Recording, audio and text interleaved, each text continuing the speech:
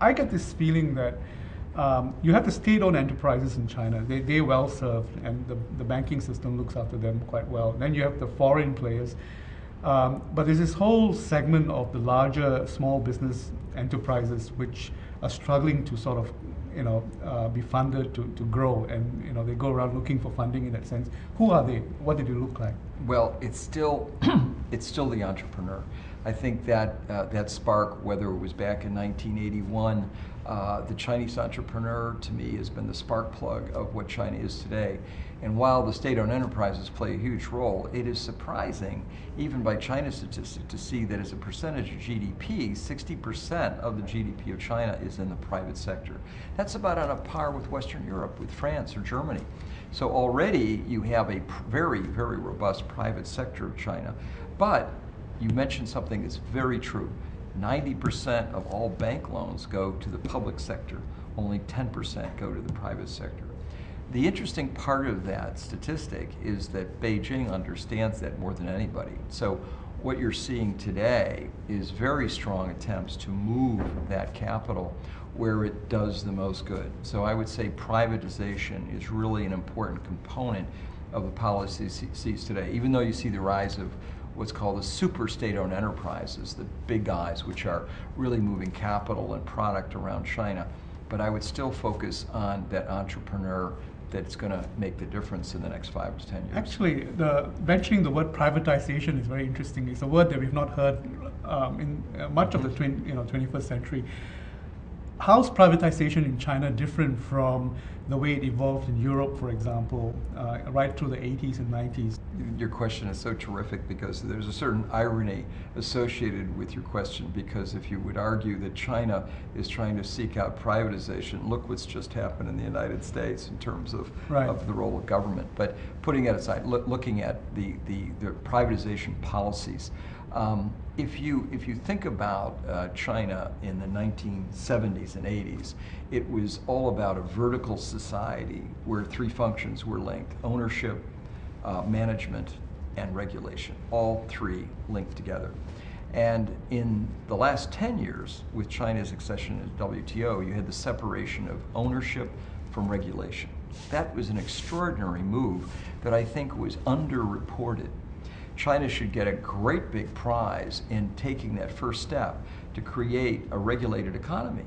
So that began privatization in earnest, because once you separate regulation from ownership, it means that all companies, in theory, are going to be administered in an even-handed way. Now, we know that China still has a tendency to play favorites, but that process is starting to move aggressively. And the first example of that is the reform of the banking system. Because by reforming the banking system, you now allocate capital and resources on the basis of who deserves it on an economic basis as opposed to political selection. So I think that that process is now very much underway as the banking system grows. What does a fund like yours look at? What are you invested in today? Well, first of all, I will say that we don't manage a fund anymore. What we do is invest our shareholders' money, and we co-invest with our M&A advisory clients. But we still invest, and the question is still a valid question. What do you look for in quality? Critical mass today means businesses that are moving from regional economic development, which China was over the last 20 years. It wasn't a national economy until the last decade, and I think there's several factors that have created that, not the least of which has been infrastructure. But if you are not a company that has a national strategy, that you have a product or a service to deploy over the entire nation, you are really not in the mainstream, I think, of growth and success. So you've got to be developing a business that moves across the nation. Secondly, you've got to have the ability to develop capital and source capital on the basis of efficiency. 10 years ago, Chinese companies, we used to say, did not have a right side to their balance sheet because capital was essentially free for state-owned enterprises. Mm-hmm. Today, bank reform has meant that Chinese companies have a right side of the balance sheet. So you have to compete on the cost of capital as well as on your product or service. So those are the key components. And finally, the element of growth is going to hinge upon your ability to create branding. And the story of China today is, to me, all about branding, Chinese brands, which are now taking off. What's private equity today in a way that's different from the time you started? Well, in the early days, I think my daughter, when she was 12 years old, told her class that my father is an adventure capitalist, Okay. which I like that line. And that's what it was like in 1981. It meant that you were a pioneer in many ways. You were looking for resources to support those ideas and those entrepreneurs that were developed. I'd say the difference, and this may be unfair, and if we had somebody from private equity and the larger institutions may challenge me, but I would say one difference of private equity is the nature of private equity as it evolved from the United States was about restructuring. It was about taking mature companies that were largely inefficient and restructuring those companies to make them more efficient. I think China today is really about growth. So to me, the venture capital model is still very valid.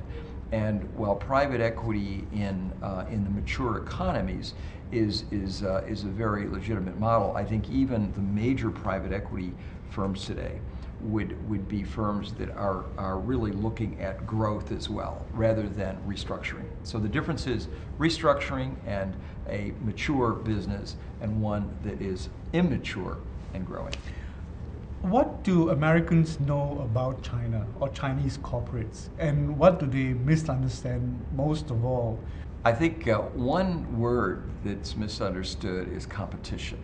And there is, in many circles, and I certainly, there's a great deal of sophistication and knowledge in America on China. But I would say one area that's misunderstood is the ferocious competitiveness of the business community in China amongst both private and state-owned enterprises. There perhaps is an assumption that if you are a state-owned enterprise, that you are either a monopoly or an oligopoly and you don't have to compete. Those days might have been true 20 years ago. They're not true today. And competition is ferocious. That would be my first distinguishing point about it. But what about the quality of information that we gain from Chinese corporates? I think a number of Chinese corporates have tried to get listed, in bourses outside of China, in Hong Kong, in Singapore. Some of them go as far as the UK. And then you wonder about the quality of information, the corporate governance culture. How's that evolving, and what is your comfort level when you look at a Chinese corporate? Yeah, I'm a private sector guy, as you can imagine, but at this point, I would actually defend some of the state-owned enterprises. The better state-owned enterprises have really been better in corporate governance with respect to those that are listed, many of them that are listed in Hong Kong, for example, the red chip companies. There's some really well-governed companies. I serve on the board of a state-owned enterprise, Beijing Enterprises, and I will tell you that the level of governance of that company is outstanding, in my opinion. So I think the direction is pretty clear, but what really drives the direction? To me, it's the cost of capital more than anything. If corporate governance is not driven by an economic reality, I think it's very hard to execute, no matter how noble the ideals. And now that bank reform has really set in motion a direction, it's incomplete, it's still a work in progress, but I think bank reform, which has taken place over the last 8 years, has really forced CEOs of any company to say, if I'm going to be successful, particularly on the global stage, we're going to have to run our company in a more open, transparent way. There's just no other reality that exists today.